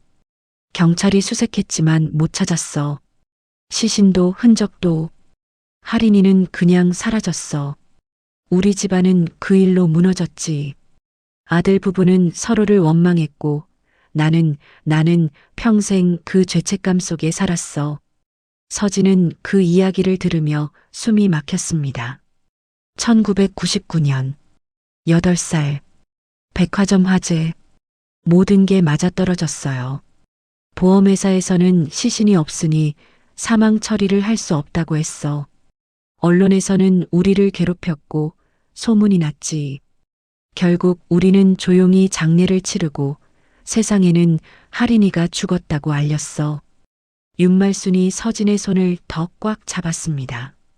내 어깨 상처, 그건 내가 평생 잊지 못한 불꽃이야. 그날 천장에서 떨어진 불타는 나무가 할인이 어깨를 스쳤어. 할인이가 비명을 질렀지. 그 비명을 나는 매일 밤 들었어. 서진은 복도 끝에 서서 그 말을 듣고 있었습니다. 벽에 기대선 채 두 손으로 얼굴을 감쌌어요. 눈물이 흘러내렸습니다. 그래서 나는 누구지? 서진의 머릿속에 파편적인 기억들이 떠올랐습니다. 보육원에 처음 왔을 때 원장이 했던 말. 내 이름은 한서진이야. 잊지 마. 하지만 그 전에 다른 이름이 있었던 것 같은 느낌. 누군가 할인하라고 불렀던 목소리. 서진은 복도 벤치에 주저앉았습니다. 무릎에 손을 올리고 깊게 숨을 들이쉬었어요. 마음속으로 이름을 불러봤습니다. 윤할인. 그 이름을 마음속으로 부르는 순간 온몸이 떨렸습니다. 마치 오랫동안 잃어버렸던 무언가를 찾은 것 같은 느낌이었어요. 하지만 동시에 두려웠습니다. 이 모든 게 사실이라면 서진의 인생은 완전히 달라지는 거니까요. 복도 불빛이 희미하게 깜빡였습니다. 밤이 깊어가고 있었어요.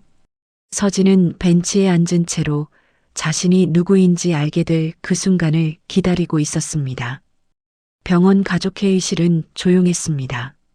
흰색 형광등 불빛 아래 긴 테이블을 사이에 두고 사람들이 앉아 있었어요. 의사가 윤말순의 상태를 설명하고 나간 뒤 회의실에는 윤태준, 장미라, 그리고 서진만 남았습니다. 윤태준이 먼저 입을 열었습니다. 그는 서진을 바라보며 조심스럽게 말했어요. 혹시 DNA 검사를 해볼 수 있겠습니까? 서진은 그 말을 듣고 잠시 숨을 멈췄습니다. DNA 검사. 그 검사가 끝나면 모든 게 명확해질 거예요. 서진이 정말 윤할인인지 아니면 그저 닮은 타인인지. 장미라가 즉각 반발했습니다. 의자를 뒤로 밀며 일어서더니 날카롭게 말했어요. 어머니, 지금 상태가 불안정한데 이상한 상상으로 더 흔들면 안 돼요. 그냥 우연일 수도 있잖아요. 우연? 어깨 상처까지 똑같은데? 윤태준의 목소리에 힘이 들어갔습니다. 장미라는 팔짱을 끼며 서진을 쏘아봤어요. 그러니까 더 이상해요. 너무 완벽하잖아요. 혹시 계획한 거 아니에요? 서진은 그 말에 얼굴이 붉어졌습니다. 주먹을 꽉 쥐며 말했어요. 저는 그냥 일하는 사람일 뿐이에요. 계획 같은 거 없었어요. 장미라가 비웃듯 말했습니다. 일하는 사람? 그런 사람이 왜 자꾸 어머니 주변을 맴돌았어요? 왜 딸까지 데려와서 정들게 만들었어요? 서진은 더 이상 참을 수 없었습니다. 의자에서 일어서며 목소리를 높였어요. 제가 뭘 어쨌다고요? 어르신이 외로워하시니까 도와드린 거예요. 나래를 데려온 것도 어쩔 수 없는 상황이었어요. 저한테 선택지가 많았던 것 같아요? 윤태준이 두 사람 사이에 끼어들었습니다. 진정하세요, 둘 다. 지금은 싸울 때가 아니에요. 그때 회의실 문이 열렸습니다. 간호사가 윤말순을 휠체어에 태우고 들어왔어요. 윤말순은 링거줄을 달고 있었지만 표정은 단호했습니다. 내가 직접 말하겠어. 윤말순이 힘겹게 말했습니다. 간호사가 휠체어를 테이블 앞으로 밀어줬어요. 윤말순은 서진을 바라보며 손을 뻗었습니다. 이상한 상상이 아니야. 내가 그 애를 놓쳤어. 25년 전에. 윤말순의 목소리는 떨렸지만 분명했습니다. 눈에서 눈물이 흘러내렸어요. DNA 검사를 해야 해. 제발. 이게 내 마지막 기회일지도 몰라. 서진은 윤말순의 눈을 마주봤습니다. 그 눈에는 간절함과 후회가 가득했어요. 서진은 천천히 고개를 끄덕였습니다. 해보겠습니다. 저도 알고 싶어요. 제가 누군지. 장미라가 한숨을 쉬며 다시 앉았습니다. 윤태준은 서류 가방에서 동의서를 꺼냈어요. 감사합니다. 빠르면 사흘 안에 결과가 나올 겁니다. 서진은 동의서에 서명했습니다. 펜을 쥔 손이 떨렸어요. 이름을 쓰는 순간 마음속으로 생각했습니다. 이게 마지막으로 한서진이라는 이름을 쓰는 걸까? 사흘이 지났습니다. 서진은 그 시간 동안 거의 잠을 자지 못했어요. 매일 밤 꿈을 꿨습니다. 불길 속에서 손을 뻗는 어린아이, 울부짖는 목소리, 할머니 하고 부르는 외침. 나래가 물었습니다. 엄마, 왜 자꾸 뒤척여? 아파? 아니야, 나래야. 엄마 괜찮아. 하지만 괜찮지 않았습니다. 서진은 자신의 정체성이 흔들리는 걸 느꼈어요. 나는 한서진인가, 윤아린인가, 보육원에서 자란 사람인가, 재벌가의 손녀인가. 사흘째 되던 날 오후 윤태준에게서 전화가 왔습니다. 서진 씨, 결과가 나왔습니다. 병원으로 와주시겠어요? 서진은 나래를 이웃집에 맡기고 병원으로 향했습니다. 버스를 타고 가는 내내 심장이 미친 듯이 뛰었어요. 병원 가족회의실에는 윤말순, 윤태준, 장미라가 이미 앉아 있었습니다. 테이블 위에는 봉투 하나가 놓여 있었어요. 서진이 들어서자 윤태준이 봉투를 들어 올렸습니다. 열어보시겠습니까? 서진은 고개를 끄덕였습니다. 윤태준이 봉투를 뜯어 결과지를 꺼냈어요. 그는 결과지를 읽고 천천히 고개를 들어 서진을 봤습니다. 99.9% 일치합니다. 서진 씨는 윤아린이 맞습니다. 회의실이 조용해졌습니다. 장미라는 의자 등받이에 기댄 채 눈을 감았어요. 윤말순은 두 손으로 얼굴을 감싸며 울음을 터뜨렸습니다. 하리나 정말 내가 맞구나. 할머니가 찾았어. 서진은 그 자리에 서서 아무 말도 할 수 없었습니다. 머릿속이 하얗게 변했어요. 숨을 쉬는 것조차 힘들었습니다. 윤태준이 서진 옆으로 다가왔습니다. 그는 복잡한 표정으로 말했어요. 아니, 서진 씨. 아니, 딸.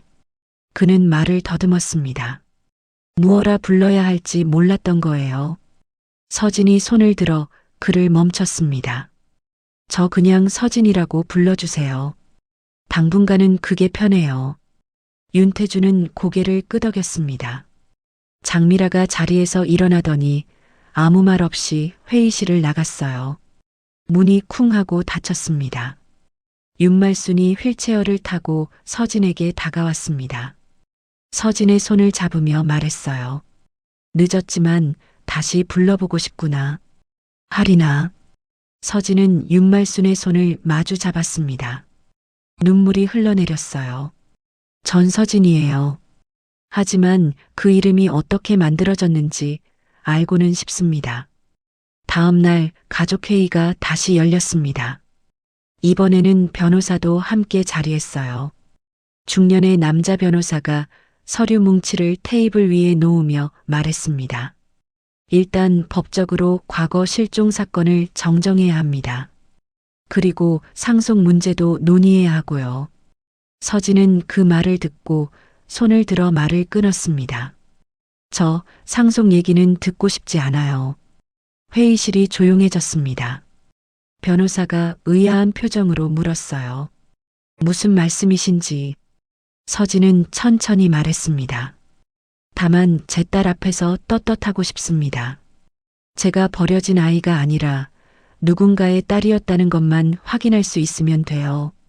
서진은 윤태준을 바라보며 계속 말했어요. 법적으로 과거 실종 사건을 정정해 주세요. 그리고 본명 윤아린과 현재 이름 한서진을 모두 인정해주는 절차를 밟고 싶어요. 저는 두 이름으로 살아갈 거예요. 장미라가 비웃듯 말했습니다. 그게 결국 상속 요구 아니에요? 이름 찾으면 자동으로 상속권이 생기잖아요. 서진은 장미라를 똑바로 쳐다봤습니다. 돈이 필요했다면 처음부터 이 집 붙잡고 늘어졌겠죠. 전 그냥 요양보호사로 일하러 왔어요. 이 모든 게 우연이었어요. 서진의 목소리는 단호했습니다. 장미라는 더 이상 말하지 못하고 고개를 돌렸어요. 윤태준이 서류들을 바라보다가 천천히 말했습니다. 우리가 너무 늦게 찾은 것 같습니다. 미안합니다. 그의 목소리에는 후회가 묻어났습니다. 윤말순이 눈물을 닦으며 말했어요. 늦었지만 내가 할 수 있는 건 다마. DNA 검사 결과를 경찰에 제출하고 법원에 신청서를 낼 거야. 내 이름을 되찾아 줄게. 서진은 고개를 끄덕였습니다. 변호사가 서류를 정리하며 말했어요. 절차에 두어 달 정도 걸릴 겁니다. 법원 허가를 받아야 하고 서류도 많이 준비해야 해요. 회의가 끝나고 서진은 회의실을 나왔습니다. 복도 창문 앞에 서서 밖을 바라봤어요. 저 멀리 남산타워가 보였습니다. 윤태준이 서진 옆으로 다가왔습니다. 그는 한참 동안 아무 말 없이 서 있다가 조용히 말했어요. 어릴 때 내 방이 이 집 2층 끝방이었어. 창문 밖으로 남산타워가 보였지. 넌 그걸 매일 보며 자랐어. 서진은 그 말을 듣고 가슴이 먹먹해졌습니다. 기억은 안 나요. 근데 왠지 그 풍경이 익숙해요. 둘은 잠시 말없이 창밖을 바라봤습니다. 해가 서쪽으로 기울고 있었어요. 서진은 병원을 나와 집으로 향했습니다. 나래를 데리러 이웃집에 들렀어요. 나래가 뛰어나와 서진을 안았습니다. 엄마, 오늘 무슨 일 있었어? 표정이 이상해. 서진은 나래의 머리를 쓰다듬으며 말했어요. 나래야, 엄마가 중요한 걸 알게 됐어. 나중에 얘기해 줄게. 집으로 돌아온 서진은 나래를 재우고 혼자 거실에 앉았습니다. 창밖을 보며 생각했어요. 난 버려진 게 아니었어. 잃어버린 거였어. 그리고 이제 돌아가는 중이야. 서진은 처음으로 마음이 편안해지는 걸 느꼈습니다. 25년 동안 짊어졌던 무게가 조금씩 내려가는 것 같았어요. 2달이 지났습니다. 가을이 깊어지며 남산 저택 정원의 나무들이 붉게 물들었어요. 서진은 그동안 법원 절차를 밟으며 바쁜 시간을 보냈습니다. 서류를 준비하고 변호사를 만나고 과거 사건 기록을 정리했어요. 그리고 마침내 법원 허가가 떨어졌습니다. 서진은 공식적으로 윤가에 실종된 손녀로 인정받았어요. 이름도 한서진 윤아린으로 병기할 수 있게 되었습니다. 오늘은 그것을 축하하는 자리였습니다. 화려한 만찬은 아니었어요. 윤말순이 원한 건 소박한 가족 식사였습니다. 정원 한쪽에 작은 원형 테이블이 차려졌어요. 하얀 식탁보 위에 놓인 접시들, 계란찜, 나물 반찬, 생선구이, 밥. 평범한 한식 상차림이었습니다. 서진은 나래의 손을 잡고 정원으로 나왔습니다. 나래는 예쁜 원피스를 입고 있었어요. 머리에는 윤말순이 준 나비 머리핀을 꽂고 있었습니다. 엄마, 여기 진짜 예쁘다. 나무들이 다 빨개졌어. 그러게. 가을이라 그래. 정원 테이블 앞에는 이미 윤말순과 윤태준이 앉아 있었습니다. 윤말순은 휠체어 대신 의자에 앉아 있었어요. 요즘 건강이 조금 나아졌습니다. 윤태준은 정장 대신 편한 셔츠 차림이었어요. 와주셨군요. 앉으세요. 윤태준이 자리를 권했습니다. 서진은 나래와 함께 테이블에 앉았어요.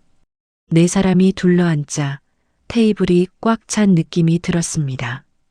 장미라는 보이지 않았습니다. 그녀는 이 자리를 거부했어요.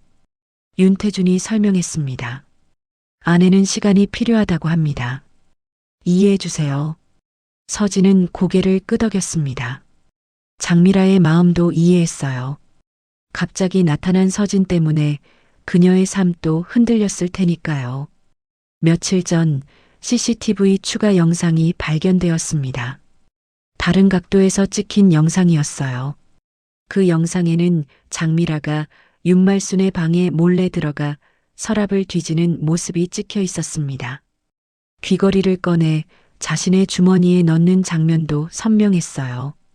가사도우미가 그 영상을 발견하고 윤태준에게 보고했습니다. 윤태준은 장미라를 추궁했고 그녀는 결국 인정했어요. 서진 씨가 의심스러웠어요. 그래서 시험해보고 싶었어요. 그게 잘못이었다는 건 알아요.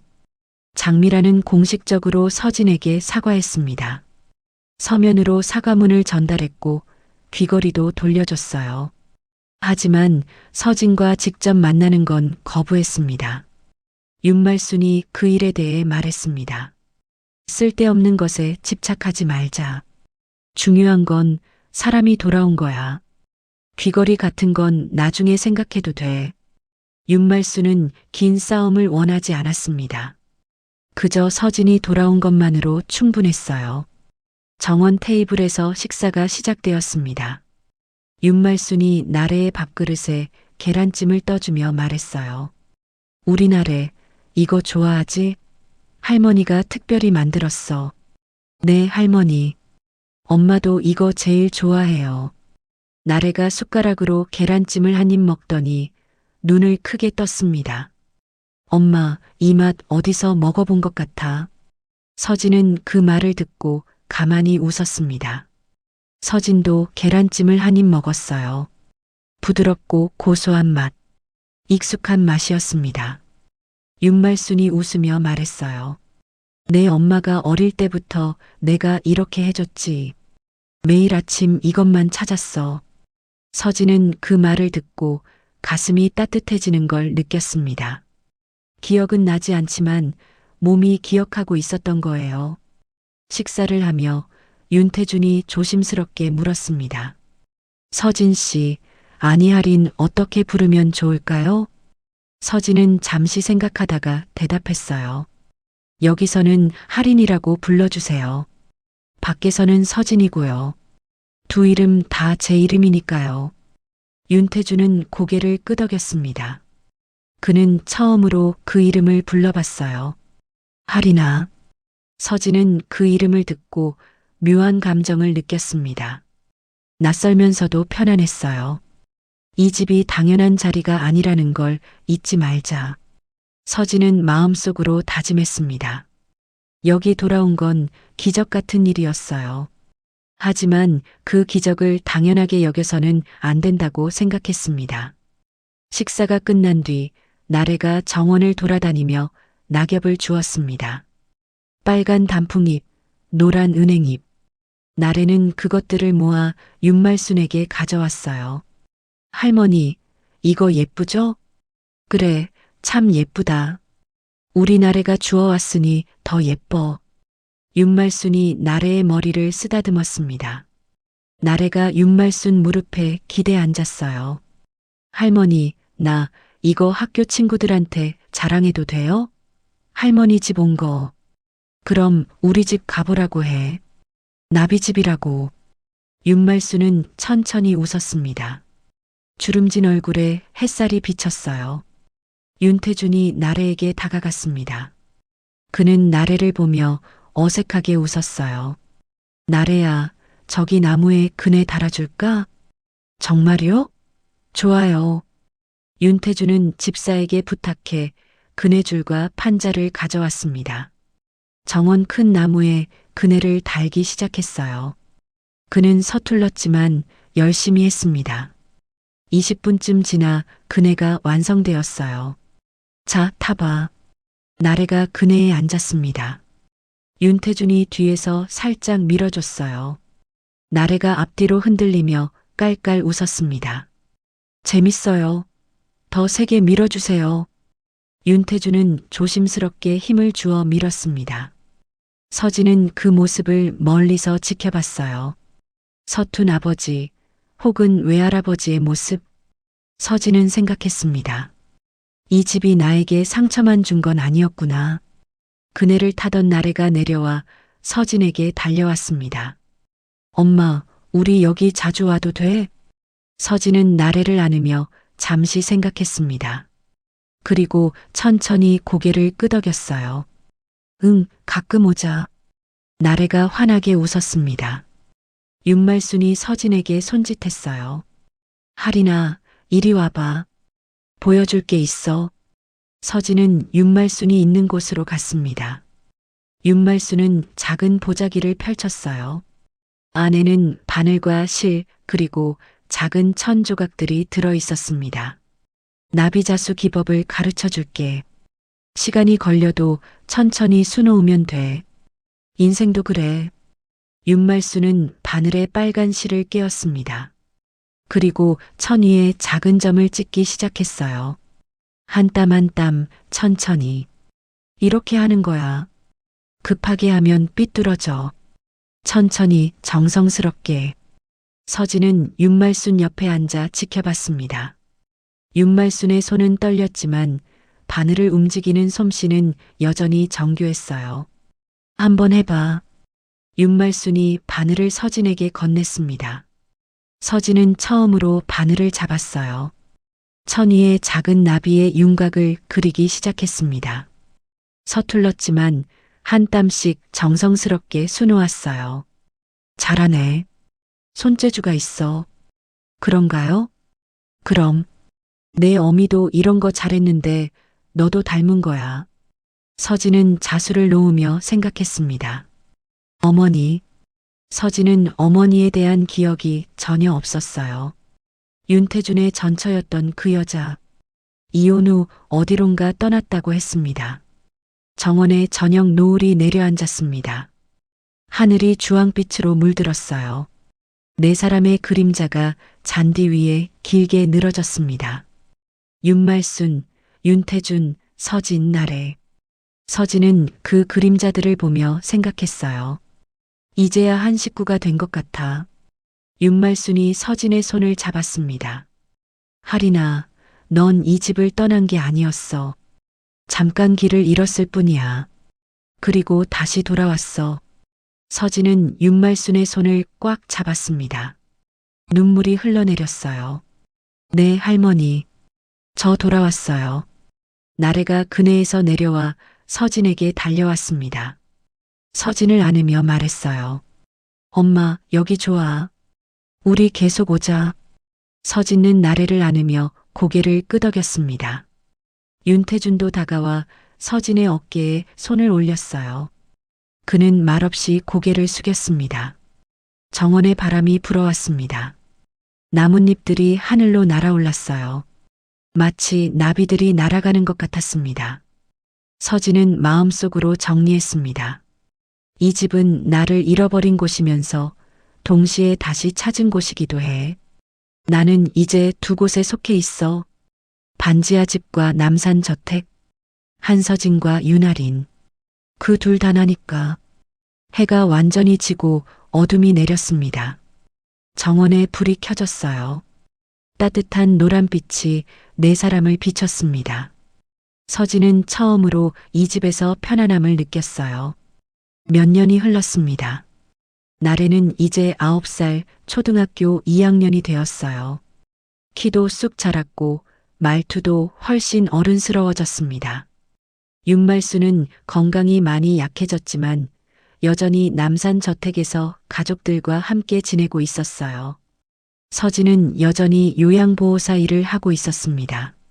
하지만 이제는 재벌가 실종 손녀라는 타이틀에 휘둘리지 않았어요. 일과 가족의 균형을 찾았습니다.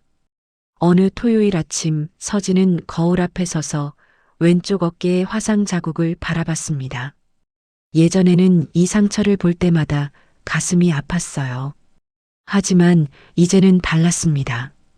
이 상처가 자신의 과거를 증명해주는 표시라는 걸 알았으니까요. 방문이 두드려졌습니다. 엄마, 준비 다 됐어? 나래가 작은 상자를 들고 들어왔어요. 안에는 나비 모양 자수 패치가 들어 있었습니다. 빨간색과 주황색이 섞인 나비. 할머니랑 같이 만들었어. 엄마 어깨에 붙이려고. 이제 이 자국 나비가 지켜줄 거야. 나래가 패치를 서진의 어깨 상처 위에 조심스럽게 붙였습니다. 서진은 거울 속 자신을 봤어요. 불꽃 자국 위에 앉은 빨간 나비. 복도 밖에서 윤태준이 그 모습을 보고 조용히 돌아서며 눈가를 훔치는 모습이 보였어요. 서진과 나래는 윤말순의 방으로 갔습니다. 윤말순이 나비를 보더니 미소 지으며 말했어요. 그 나비 참 잘 날아가겠다. 서진은 윤말순의 손을 잡았습니다. 할머니, 오늘 날씨 좋은데 베란다 나가실래요? 네 사람은 베란다로 나가 남산 전경을 바라봤습니다. 남산타워, 서울 시내, 멀리 보이는 한강. 서진이 중얼거렸어요. 이제 여긴 도망치는 곳이 아니라 돌아올 수 있는 곳이에요. 오후에 서진은 다른 어르신 댁으로 일하러 갔습니다. 저녁에 돌아와 나래가 숙제하는 걸 도왔어요. 가족관계 조사서였습니다. 나래는 연필을 들고 썼어요. 이름 한나래, 어머니 한서진 윤할인, 외할머니 윤말순, 외할아버지 윤태준. 나래는 조사서를 보며 만족스러운 표정을 지었습니다. 예전 같으면 아버지 없음을 부끄러워했겠지만 이제는 전혀 그렇지 않았어요. 주말이 되어 서진은 나래와 함께 보육원을 찾아갔습니다. 서진이 자란 곳. 서진은 정문 앞에 서서 마음속으로 인사했어요. 저 이제 누군지 알게 됐어요. 보육원 마당에서 아이들이 뛰어놀고 있었습니다. 웃음소리가 들렸어요. 서진은 미소 지으며 그곳을 떠났습니다. 그날 밤 서진은 꿈을 꿨습니다. 눈 내리는 백화점, 불길, 어린 할인이. 하지만 이번에는 달랐어요. 소방관이 할인이를 안아 밖으로 나갔고 보육원에서 눈을 뜬 서진이 되었습니다. 그리고 어른이 된 서진이 나래와 함께 남산 저택을 걷고 있었어요. 꿈속에서 나비들이 날아올라 햇빛 속으로 사라졌습니다. 서진은 꿈에서 깨어났습니다. 눈물이 흘러내렸지만 슬픈 눈물이 아니었어요. 안도의 눈물이었습니다. 며칠 뒤 윤말순의 85번째 생일 모임이 있었습니다. 나래가 윤말순에게 나비자수 액자를 선물했어요. 3마리의 나비가 수놓아진 액자였습니다. 예쁘다. 참 예뻐. 윤말순의 목소리가 떨렸습니다. 저녁이 되어 서진이 집으로 가려 할 때 윤태준이 다가왔습니다. 서진은 처음으로 말했어요. 괜찮아요, 아버지. 천천히 가요. 윤태준의 눈이 붉어졌습니다. 집으로 돌아온 서진은 침대에 누워 천장을 바라봤습니다. 나래는 옆에서 곤하게 자고 있었어요. 서진은 생각했습니다. 25해 전 불길 속에서 사라졌다고 믿었던 아이는 사실 사라진 게 아니었어. 조금 돌아와 나비 한 마리가 되어 다시 집으로 날아온 것뿐이었어. 창밖으로 달빛이 들어왔습니다. 서진은 평화로운 마음으로 잠에 들었어요. 어깨 위에는 불꽃 자국을 가린 빨간 나비 한 마리가 조용히 앉아 있었습니다. 때로는 우리 인생에서 가장 고통스러운 상처가 결국 우리를 제자리로 돌아오게 만드는 이정표가 되기도 합니다. 서진의 어깨에 새겨진 불꽃 자국은 25년 동안 그녀를 괴롭혔던 흉터였습니다. 하지만 그 상처 덕분에 할머니는 손녀를 알아볼 수 있었고 서진은 자신이 누구인지 알게 되었죠. 우리는 모두 각자의 상처를 안고 살아갑니다. 하지만 그 상처를 인정하고 받아들일 때 비로소 치유가 시작됩니다. 상처 위에 나비가 앉듯이 아픔 위에 새로운 의미가 자라날 수 있어요. 그리고 기억하세요. 늦었다고 생각할 때가 가장 빠를 때입니다. 오늘 이야기가 마음에 와닿으셨다면 좋아요와 구독으로 응원해주세요. 댓글로 여러분의 생각도 들려주시고요. 여러분 모두의 어깨 위에도 아름다운 나비가 앉기를 바랍니다. 시청해주셔서 감사합니다.